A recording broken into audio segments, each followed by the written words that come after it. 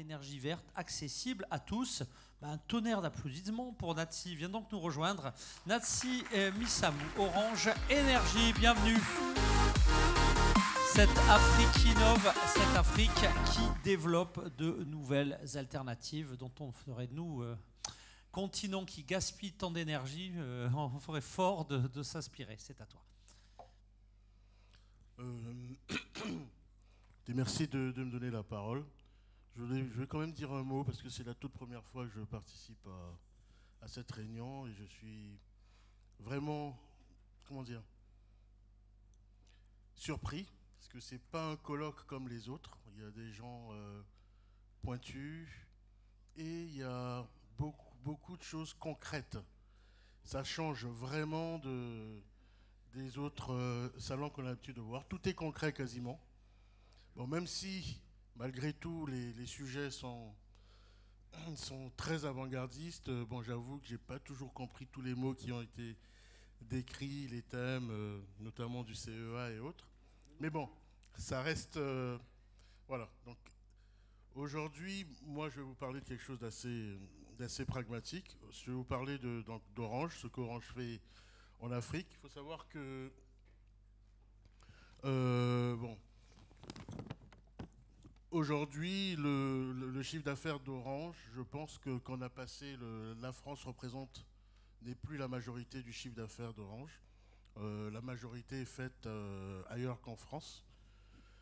Et notamment dans la zone Afrique où on a des taux de croissance à 2 chiffres et qui assurent la croissance d'Orange. Et je pense que c'est le cas aussi de plusieurs entreprises qui sont à l'international ici.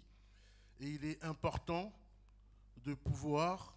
d'avoir ça en tête et d'investir ce territoire-là, aujourd'hui, qui est encore accessible pour les Français. Bon, voilà, c'est un plaidoyer. Moi, je cherche vraiment à ce que...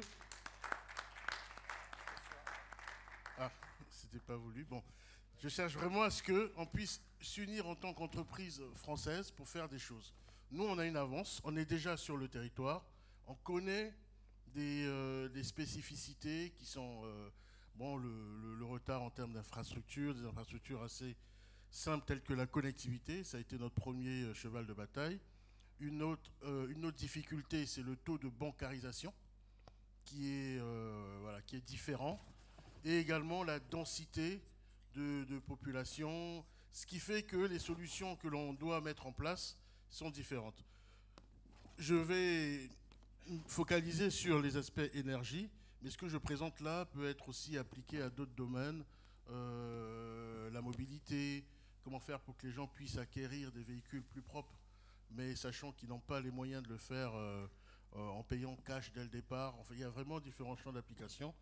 Bon, il ne me reste plus que 20 minutes, donc je passe plutôt à ça. Donc, je ne vais pas commenter les slides. Donc, nous, on est présent, Orange Énergie, c'est à peu près 700 000 personnes qui ont bénéficié de nos services maintenant.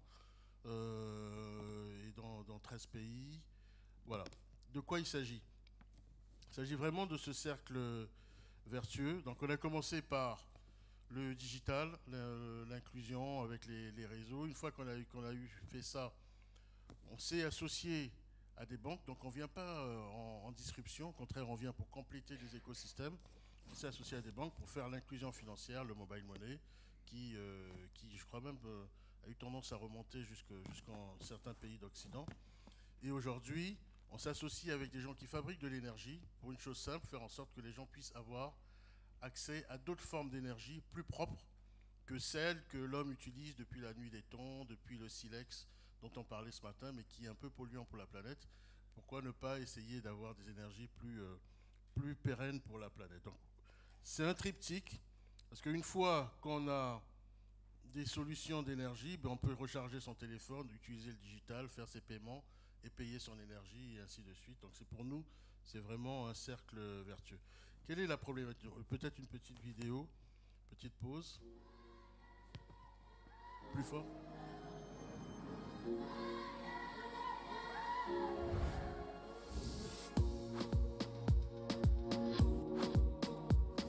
Orange Énergie s'est donné pour mission de rendre accessible au plus grand nombre une énergie propre et abordable dans de nombreux pays d'Afrique et du Moyen-Orient. plus de 640 millions de personnes n'ont pas d'accès fiable à l'électricité sur le continent africain. Nos solutions ont permis l'inclusion énergétique de nombreuses populations, principalement rurales et périurbaines. Bonjour, monsieur Akwa. Guessant, technicien Orange Énergie. Enchanté. Dans mon quartier, je n'avais pas l'accès à l'électricité. Donc, j'ai fait une demande d'abonnement Orange Énergie. J'ai fait une demande d'un kit lumière avec un accessoire ordinateur. Grâce à notre plateforme digitale innovante Orange Smart Energy, Orange Energy permet à ses clients d'accéder facilement à l'énergie via des kits solaires ou des compteurs intelligents. Il leur suffit pour cela de prépayer à leur rythme le matériel, puis de régler un abonnement mensuel depuis les téléphones via Orange Money. Ça vous convient? Voilà, c'est bon. Félicitations à vous. Merci. C'est super. Les kits proposés permettent d'accéder à des services essentiels type éclairage ou ventilation, mais aussi à des usages productifs comme un kit de cuisson, un congélateur ou une machine à coudre, entre autres. Orange Energy permet ainsi de générer des revenus et faire du bien à la communauté tout en participant au développement économique des pays. Nous sommes souvent dans des zones retirées et donc parfois on n'a pas forcément l'électricité. Donc avec l'énergie solaire, c'est tellement pratique qu'en 2 jours déjà vous avez votre énergie là et à moins de coût. J'avais un gros souci au départ ici pour la conservation de ma matière première, la viande surtout. Aujourd'hui, j'ai plus besoin de faire des distances pour aller chercher ma viande. Tout est sur place et ça me minimise des pertes. Pour que nos clients gardent l'esprit tranquille, Orange Énergie garantit en plus un SAV pendant toute la durée de l'abonnement, remplacement et réparation. Pour payer mon kit solaire, j'ai ouvert l'application Orange. J'ai tapé Orange Énergie. J'ai payé par Orange Money. 2 jours après, j'ai reçu le technicien qui est venu installer le congélateur. Et depuis, je n'ai pas de problème. Ça marche très bien. Bien sûr, Orange n'est pas et ne deviendra pas un producteur d'énergie. En tant qu'opérateur telco, notre expertise se trouve dans les services à valeur ajoutée, mobilisant la connectivité réseau, l'IoT, le cloud, la sécurité, le mobile money et la distribution physique. Grâce à notre plateforme digitale universelle qui communique également avec des compteurs intelligents, nous nous associons à tous les producteurs d'énergie sans exception. Parfois, j'oublie de prépayer mon énergie. Je me connecte alors à mon compte et je règle par Orange Money. Et la lumière revient tout de suite. C'est simple et rapide. Pour permettre à tous d'avoir accès à l'énergie tout en réduisant l'impact sur l'environnement, nous sommes là. Orange Énergie est là. Orange Énergie.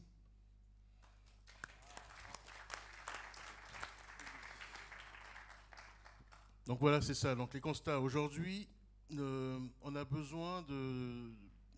Pour l'accès à l'énergie, on n'aura pas le grid partout en Afrique. Comme j'ai dit tout à l'heure, la densité fait que ce n'est pas forcément la solution la plus optimale économiquement de vouloir étendre. Donc on aura un mix de solutions, de grids renforcés, de mini-grids, donc des solutions décentralisées de production, et aussi de kits solaires, de systèmes domestiques. Donc c'est vraiment les trois, il faut pouvoir relever le challenge, avoir une réponse pour les 3 domaines. Et le deuxième point, pourquoi finalement il y a ce retard? C'est parce qu'aujourd'hui, globalement, 40% des électrons qui sont consommés en Afrique ne sont pas payés. Donc imaginez-vous, on vous retire 40% de votre chiffre d'affaires, je pense que la plupart d'entre nous ferment et vont faire autre chose. Et aujourd'hui, on demande aux utilities en Afrique, à ceux qui investissent dans l'énergie, de faire mieux, de faire plus, alors qu'ils n'ont pas les revenus et les rentrées d'argent qui vont avec. C'est vraiment là-dessus qu'on se positionne en emmenant du digital et pour essayer d'apporter la réponse à cette question. Donc ce défi, c'est de dire, aujourd'hui, cette énergie n'est pas payée, mais c'est un risque qu'on va dérisquer en utilisant la connectivité. On met en place un système de contrôle pour, en liant le mobile money, donc le paiement en mobile money, on fait en sorte que chaque électron qui passe, on vérifie qu'il a d'abord été payé avant qu'il puisse passer. Et économiquement, c'est intéressant parce qu'il y avait un slide qu'on avait vu avant, mais je ne vais pas revenir, mais enfin voilà, c'était celui-là, qui disait que lorsqu'on n'est pas connecté à un réseau électrique, finalement on dépense même plus que lorsqu'on est, connecté à un réseau électrique. C'est contre-intuitif, mais finalement dans les zones rurales, les gens dépensent beaucoup parce qu'il faut acheter du pétrole, il faut acheter des bougies, il faut acheter des piles, il faut acheter différentes choses pour avoir accès à l'énergie. Voilà, donc aujourd'hui, on est à même, voilà quelques exemples de systèmes que l'on met à disposition des gens, on est à même de dire aux personnes, le solaire c'est très bien, sauf que ça a un coût important au départ, qui fait que les gens ne vont pas aller dessus, ils vont rester sur des systèmes autres. On met cette puce qui permet de le contrôler, on met le système quasiment gratuitement à disposition des gens, et ensuite, ils payent un montant qui doit être moins que le montant qu'ils auraient payé en utilisant de l'énergie fossile.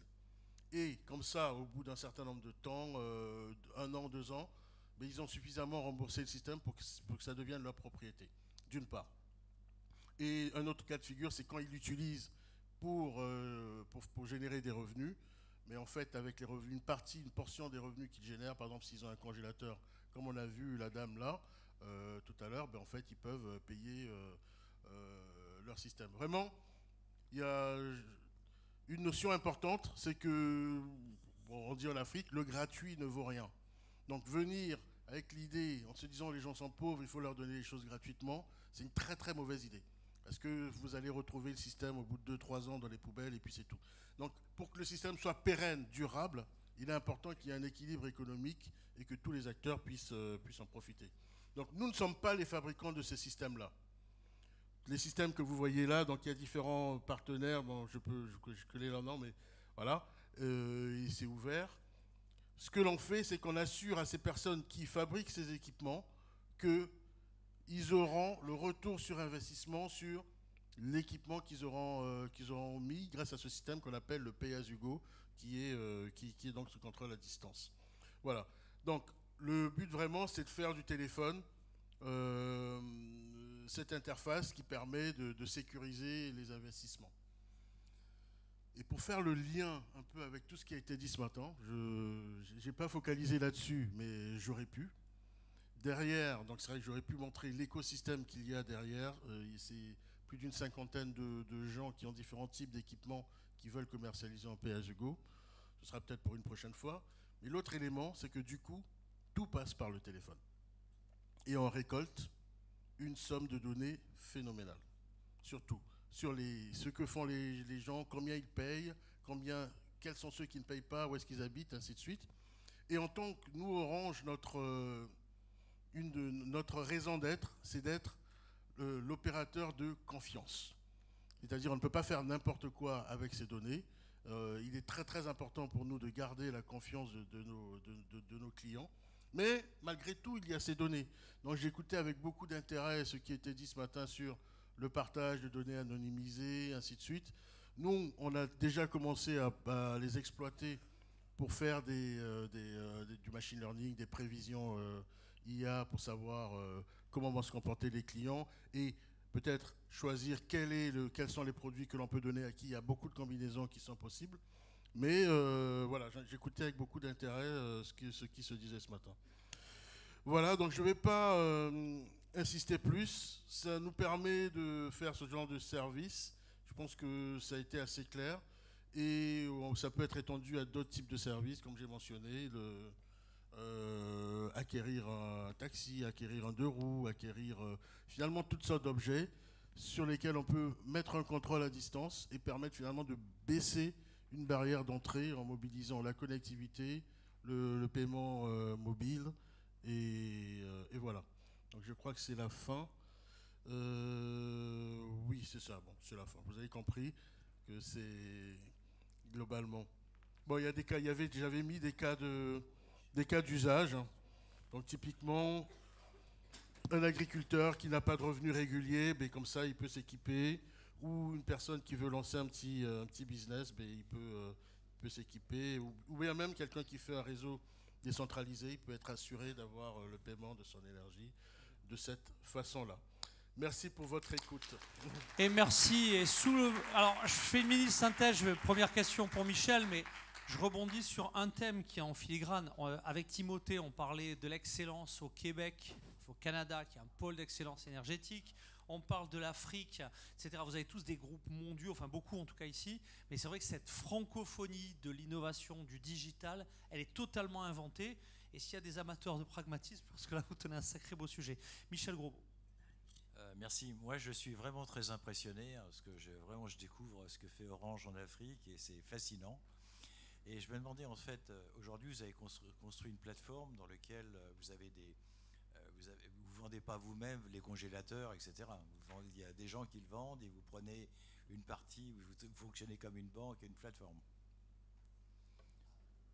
Je réponds? Oui, oui, c'était l'idée. Je posais une question. On est vraiment ce qu'on veut, c'est animer un écosystème où il y a d'un côté les constructeurs de ces équipements-là qu'on veut rassurer en faisant ce contrôle où ils auront leurs revenus, et d'autre part, il y a des entrepreneurs, des micro-entrepreneurs, qui vont jusque dans les villages, qui eux se mettent en fait sous la protection, on appelle ça la canopée d'Orange, c'est comme ça qu'on l'appelle, pour dire qu'on va vous donner du matériel, vous allez pouvoir développer votre propre business avec une plateforme et avoir des revenus. Voilà, parce que nous, c'est vrai que si on se mettait à employer des gens pour faire toute cette distribution en direct, ça ferait beaucoup, beaucoup de monde. Donc là, il y a plusieurs milliers de personnes qui vendent dans les villages, dans ces 13 pays, et finalement qui sont à la tête de leur petit business dans leur village.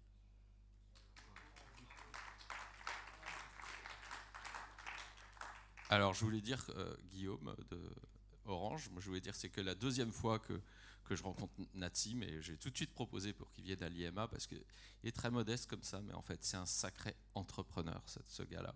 Et vraiment ça m'a marqué. Moi dans 20 ans chez Orange, j'ai jamais vu quelqu'un qui a un esprit aussi entrepreneur que ça, parce que derrière tout ce qu'il a expliqué, il y a un truc qu'il n'a pas dit, mais c'est qu'il y a un foutu problème de financement. Et notamment pour tous les gens qui fabriquent des panneaux solaires, etc., ils ont un espèce d'investissement à faire upfront et ensuite, peut-être je serai payé, quoi. Et donc il est allé voir les financeurs de ces gens-là pour leur dire, mais vous savez, si on faisait du partage de revenus avec Orange, parce que nous on est plutôt sur des revenus récurrents, etc., on pourrait dérisquer vos investissements. Et du coup, donc vous voyez que en fait, derrière les télécoms, il y a un mec vraiment balèze en Afrique. Et ça, c'est pour ça que j'avais proposé qu'il vienne vous faire cette présentation. Et moi, je suis ravi. C'est la deuxième fois que je le rencontre, mais je suis toujours ravi de voir Nati. Bonne pioche, comme on dit. Hein. Bonne pioche, bravo. Hein. Une réaction, Nati, puis d'autres réactions, remarques, questions. C'est parti. Oui, bonjour. Mariam d'Orange. Donc, on reste finalement, on intervient d'Orange. Non, mais je voulais du coup ajouter à ce qu'a dit Guillaume sur l'esprit entrepreneurial. Je dirais que la force d'Orange et la force des telcos, c'est la facturation. Donc c'est la possibilité de créer un écosystème partenaire de confiance, parce que nous, on maîtrise nos données, on maîtrise nos factures, nos modes de facturation, nos applicatifs, et on peut, avec l'énergie aujourd'hui, avec d'autres matériaux demain, créer justement un écosystème innovant avec l'IA et avec d'autres sujets. Merci pour ces éléments. Une réaction, je vois une autre question, le temps que j'arrive de l'autre côté de la... Natsi, une réaction? Non. Merci beaucoup. Je ne m'attendais pas autant de... Merci.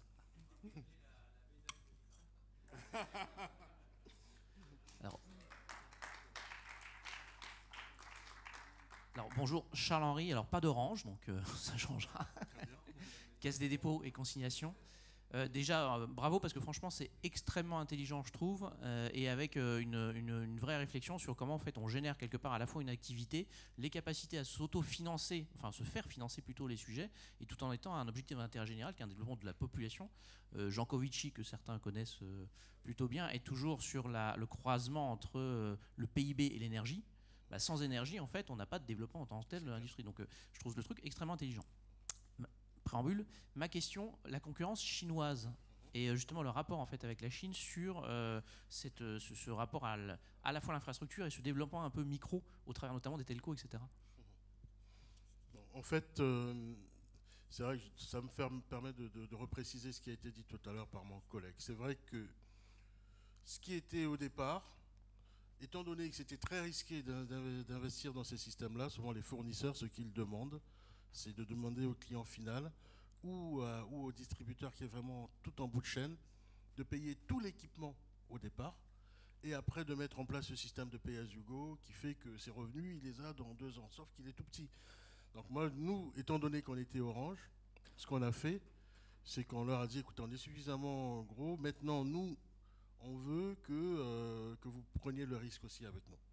Donc, on veut atteindre le plus grand nombre. Donc, on a mis en place des accords qui font qu'ils sont payés au rythme du client final, au rythme qui est adapté, finalement, qui provient du client pour qui le produit a été construit. Et c'est vrai que on a pu le faire plus avec des constructeurs américains.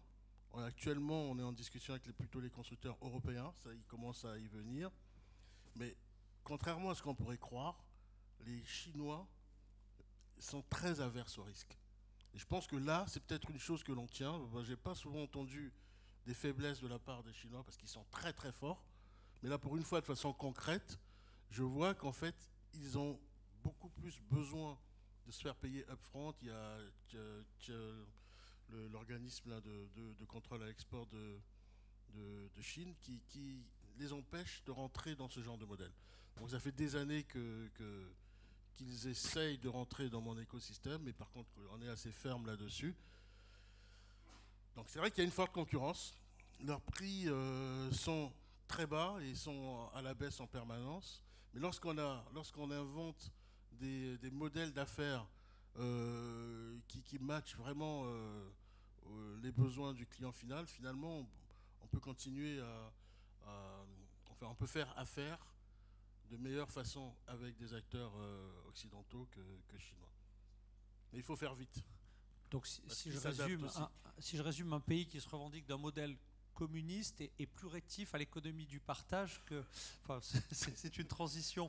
Allez, allons, c'est pas du tout politique, hein, c'était juste une boutade. Allez, une question ici au fond de la salle.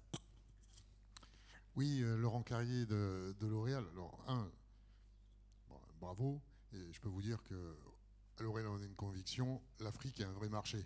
Donc je ne peux que conseiller à d'autres grands groupes de s'y intéresser.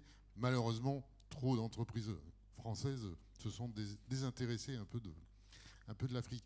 Et d'ailleurs, ça serait la question, est-ce que Orange pourrait pas, surtout vos collègues en France, moi je suis client Orange, ils me vendent des services, c'est pas terrible.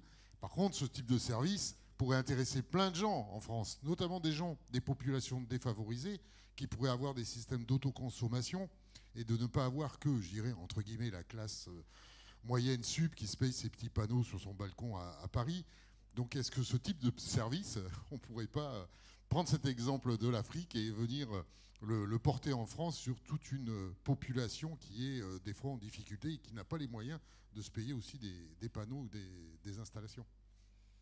Bon, le problème, c'est qu'en France, vous avez un système bancaire qui octroie des crédits. Et du coup, voilà, je pense que ce genre d'initiative subirait quand même pas mal de lobbying pour l'empêcher d'émerger. Ça, je vous dis, c'est mon avis personnel. Voilà. En fait, on prospère bien dans ce genre de modèle lorsque vraiment on ne vient pas on vient remplir un vide, en fait. Si on vient juste casser quelque chose qui existe déjà, ça marche moins bien. Ouais.